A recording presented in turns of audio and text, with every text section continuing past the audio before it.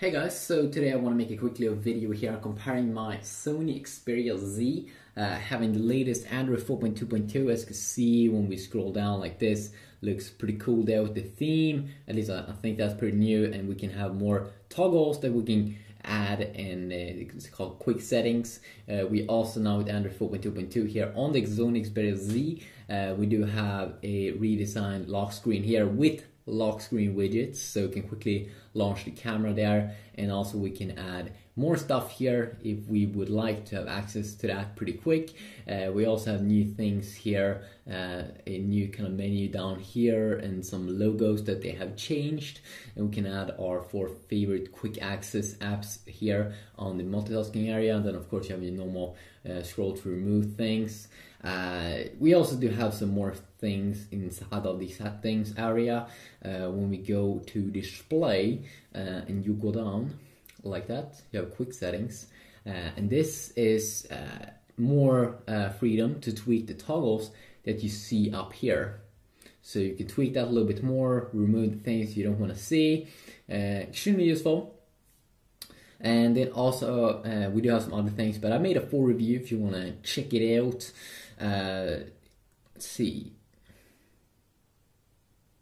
That could be a little bit annoying. So let's continue on here. So let's go down to About Phone, Android 4.2.2. Okay. And then of course we do have my iPhone 5 here, having the latest iOS 7 beta 2 that I've also made a full review of, been going over and all that, but we can go over it a little bit quick here, sneak peek look compared to earlier betas. It now has first of course voice memo, so when we load it up here we can record voice and everything. Awesome. We also have Siri, which talks now in male and female new voices. So what is 2 plus 2, baby? Okay, give me a moment. The answer is 4. There we go, taking advantage of Wolfram Alpha here. And of course, if we would like to do the same thing here with our Sony Xperia Z, I'm pretty sure we don't have a voice assistant, but there's one thing that we do have. And let's see, I think after first want to connect to a network, so of course we need to use that. I'm already on my Wi-Fi network on my iPhone 5 on iOS 7, so we can just quickly fire it up over here. Netgear, that's my network name if you're wondering. If you want to connect to it, if you are around where I'm at, you can say hi to me, take a beer with me. No, maybe not. Let's connect. Okay, there we go. So of course, what is 2 plus 2? If you want to use, what is 2 plus 2? The answer is 4. So as you can see, if you want to use voice assistant on the Xperia Z here, of course we can just use Google Now, which is nice. And of course we can also do other things like set alarm at 5 p.m. Setting alarm. And then cool thing here, we can quickly disable it. And then of course with Siri, set alarm at 6 p.m. Okay, I set an alarm for 6 p.m. And we can also quickly disable it here. Very, very useful. So it kind of works both ways there. If you want to have a lazy voice assistant, you can definitely pull that off. Have a new clock icon here also inside of the new beta down here. Not a massive, super big deal over there. You also see when you use iMessage right now, you can see avatars. You have some quick tweaks on the lock screen when you are playing music. Not super big though. And then also the FaceTime app is a little bit changed.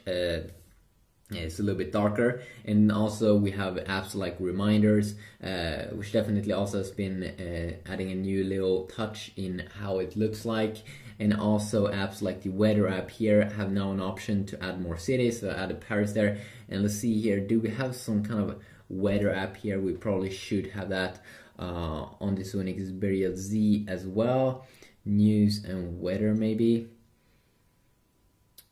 and you can also set your location here, of course. Automatically determine my location. I'm just gonna pick a random location where I'm not located at. So if we pick Paris, let's see if we can add more places. Okay, so we can see the weather over here, and let's see if we can see the weather over here. So you, of course, weather app, it's something that a lot of people wanna use. Not kind of sure though if you can add more. You probably can't add more here. You also now on the new iPhone here with the new update, of course I can do separate videos going over specific features, but in short here, especially here when we are on our home screens here, of course with the Sony Xperia Z here, we can have widgets, like cool widgets here, like a music player, like a little thing there that displays my latest pictures that I've been taking, a cool search widget, a cool clock widget, and of course you can download a ton of more from the Play Store. Now that's not something you can do on the iPhone. It's still used widgets, and Apple probably will always have it like that. But then of course if you're coming from iOS 6, iOS 7 is a pretty cool upgrade here in terms of the UI and feel. They definitely revamped all the icons, and it could just be something temporary, but I don't think so. And then also if you want to search, it's a little bit different now. Earlier you did one swipe here to the left, now you just do one swipe down like that, and that is pretty useful. And also that you can do it on all of the home screens. A little bit more transparency here probably also in the new iOS 7 Beta 2 update, and also that it's a little bit snappier overall. Of course, if you want to search here on the Xperia Z, you should probably also use Google Now, and it should be able to find your default apps and things also, going over those. You also, of course, in iOS 7 have the new control center down here, which is fun to bring some default toggles here to the iPhone 5, like Wi-Fi airplane mode, Bluetooth mode, screen rotation mode, and definitely nice here with the brightness slider there, easy to access. You also in default mode have that accessed, that you can access it here on the lock screen, which is pretty useful. And you also have a quick access to one app here, the camera app, which is also pretty useful. If you check it out and compare it here on the Xperia Z here, they're both very clean and both have a quick access to the camera, but you do get some more additions here on the Xperia Z here, because we can have, with the latest Android 4.2 update, we can add a quick access here to different apps. There we have the camera, but then we can also add more apps and shortcuts to that on the lock screen, so probably a little bit better there. And also this new control center down here with these toggles, of course those are the things that you already find up here when you scroll down like that, and it has a nice touch there. Not sure if brightness slider, if you can have that over here though. And then of course I think it looks a little bit more stylish here with like transparent background here on the iPhone. Definitely looks stylish.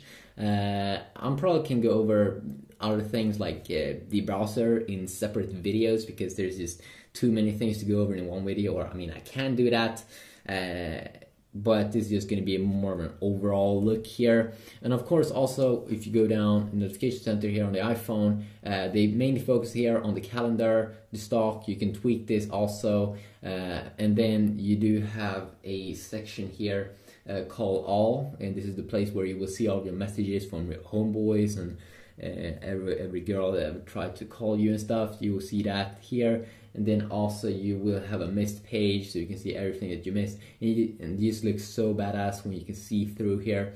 I think it looks so cool. And then of course in terms of jailbreaking and stuff, it could maybe come out in the future. And also the thing at the bottom here should probably be transparent, and that's probably going to come in later updates. Quickly look here. If you do ask me one thing here that is really bad with the Xperia Z here, and that Sony actually have fixed with their new Xperia Z Ultra phone, is the viewing angles on this boy is really bad when you look at it from the sides.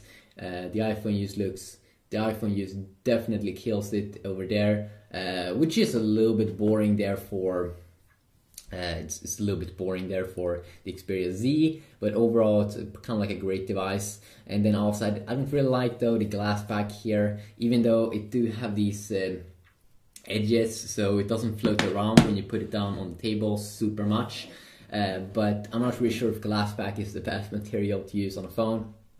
I'm very happy how Apple removed a lot of that glass on the new iPhone 5 compared to earlier iPhone 4 and 4S, because they were just moving around on the table, and then also when you drop the device accidentally, many times it did break when you did do that with the iPhone 5. So just a quick little look here. Of course, I can go over more things in future videos, maybe browser benchmark, faster videos, just to compare some quick things. Happy that you did watch this video. You can leave your feedback down below if you want to see anything specific. If you like my videos, you can also subscribe, of course, to my YouTube channel and see me uploading videos like almost every day. Not all days, but a lot of days. And then also, of course, multitasking. I'm not sure if I did show you that, but multitasking, of course, use one tap there, double tap here on the iPhone, and it's a little bit, it's the same as it was in the earlier beta, but I think they could have added a little bit more speed here when you want to remove an app. I also don't like that none of these phones, the Xperia Z or the iPhone 5, has a quick button to remove all the apps that you have opened up, like the Samsung device have. But yeah, quick little look. Hopefully you enjoyed. If you did, please leave a like, and I will see you all in the next video. Peace.